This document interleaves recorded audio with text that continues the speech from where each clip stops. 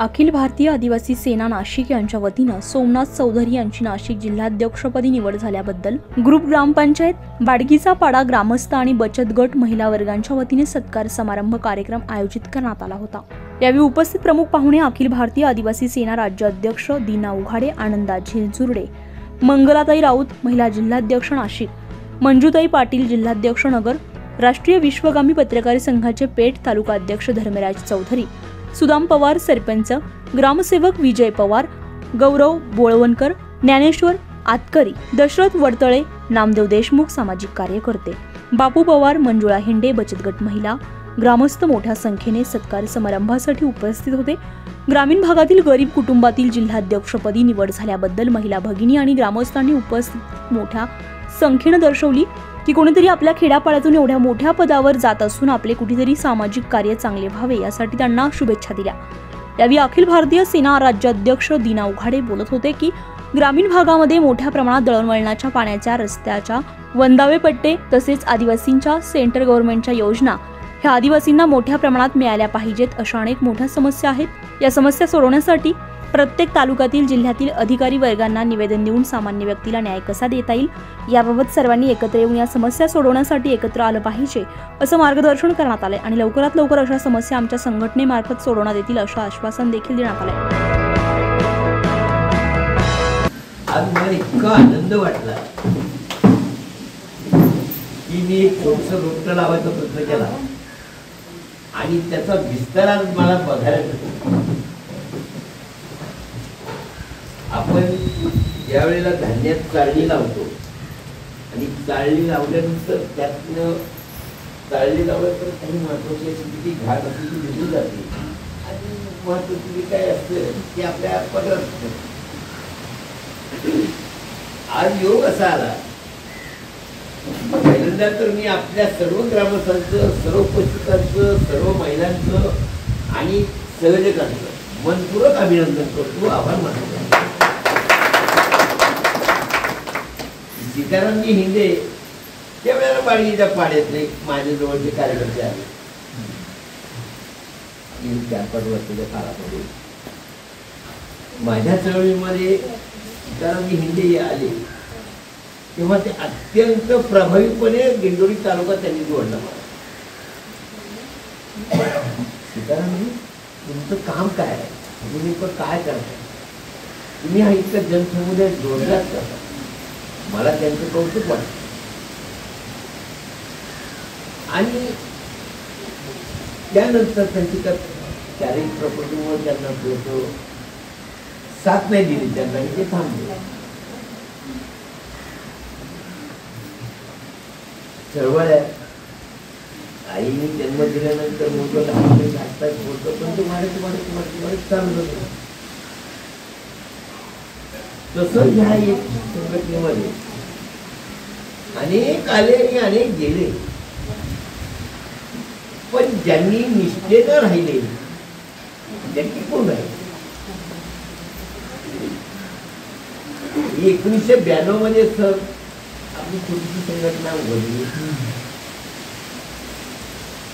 एक कल्पना होती माझी ठीक आहे, रंजले गांजले दबलेली की ज्यांना कुठेही अधिकार मिळत नाहीये, माणूस म्हणून जगण्याचाही अधिकार मिळत नाहीये आणि विशेषतः आपण आदिवासी म्हणतो पण आदिवासींच्याही कोण जाती आहेत, केवळ एकच आदिवासी नाहीये। आपण कोकणी म्हणतात आमची बोलली कोकणी नाही ना सर, आज 50 जाती आहेत आपल्यामध्ये आणि 50 जातीचा आदिवासींमधला जो समावेश आहे तो समावेश सर्वांच्या उद्धाराकरता पाहिजे। आणि त्या भावनेनं ज्या वेळेला मी रस्त्यात उतरलो, माझा इथं संघर्ष हाच माझा निर्धार, संघर्ष हीच उन्नती आणि संघर्षातूनच आपले हक्क मिळवले। संघर्ष केला जात नसेल तर काहीही होत नाही। म्हणून आपला जन्म सर्वांचा, आता कोणी बचत गटात काम करतं, कोणी शिक्षण पत्रकारांनी सांगितलं, आमची पण शेती सांगत नाही, पत्रकार मित्रांनी पण सांगितलं, आमची पण शेती सांगत. लोकशाही आहे, प्रत्येकाला अधिकार आहे. जसं सांगितलं का आदिवासींच्या इतक्या संघटना जन्माला आल्या, महापौर वेगवेगळी नावं ठेवून आल्या जन्माला, पण कामाचा पत्ता नाही, पगार वाढवा. संघटनेचा जन्माला निश्चित आणता, आम्हालाही आनंद आहे, प्रत्येकाने काम केलं पाहिजे. पण फक्त संघटना स्थापन करायची, त्याच्या मागे काही जर काही दुसरे उद्दिष्ट जर असतील, तो समाजाला एक अंधारात ठेवण्याचा भाग होतो, किंवा समाजाला फसवण्याचा एक भाग होतो, किंवा समाजाच्या नावावर लुटमार करण्याचा एक भाग होतो. अशा अनेक गोष्टी याच्या मागे घडलेल्या आहेत. पण या गोष्टीपासून आम्ही सक्त विरोध आहोत. मला रुपया पाहिजे, तो प्रामाणिकपणे तुम्ही करा, तो कामाचा घ्या, काम करा आणि त्याचा उपाय करा. पण काम न करता जर तुम्ही त्या माणसाची पिळवणूक करणार असाल तर ती गोष्ट माझ्या लक्षात नाही.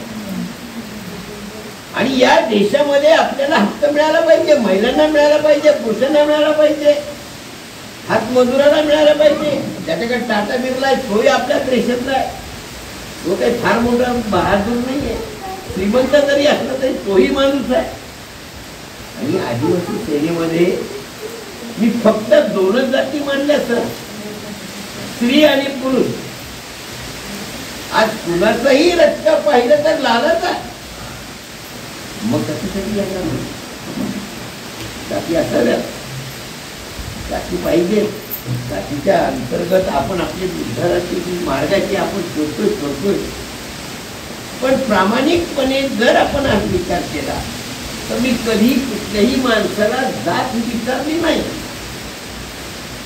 फक्त त्याचं काम, त्याचं ध्येय, त्याचं तत्व आणि त्याचे विचार काय करू शकतं याची फक्त नजर मारली तरी समजेल की मला याच्यामध्ये काहीतरी क्षमता आहे. आणि ती लुडबुडी ह्या पुलामध्ये दिसली. एक उदाहरण आहे, एक चप्पल शिवणारा मजूर, ज्याला बबनराव घोलप म्हणतो आपण, उदाहरण तुमच्यासाठी आहे.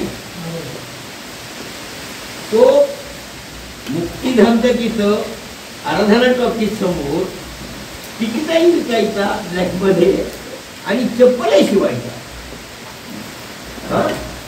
आरक्षण आलं, एससीचं आरक्षण आलं आणि एससीच्या आरक्षणाच्या आज आपण अखिल भारतीय आदिवासी सेना संघटना इथं कार्यक्रम आयोजित केलेला आहे. अखिल भारतीय सेना अध्यक्ष दीना उगाडे साहेब हे संस्थापक आणि त्यांच्या वतीने आपल्या नाशिक जिल्हा अध्यक्षपद हे आपल्या ग्रामपंचायत बाडगीचा पाडा या मला म्हणजे सोमनाथ यादव चौधरी यांना त्यांनी दिलेला आहे.